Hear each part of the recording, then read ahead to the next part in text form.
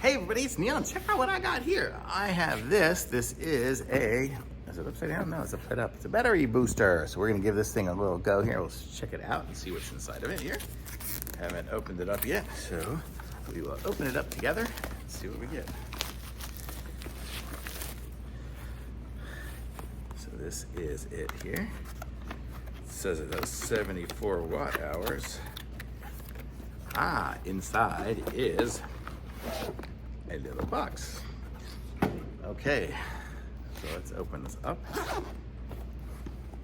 See, it's a nice little container box for it. Here we go. And voila, this is it.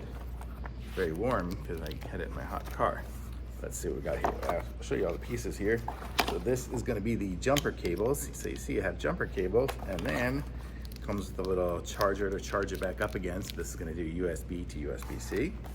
And then on this side, we have the battery and instructions. So really a whole lot of components to this. So let's check this out. So this is the contraption here. And we can see it has over here, got some USB ports so you can you can power your phone or other stuff with the battery as well. You could use it for that. It's got this little blue tape so you can peel it off.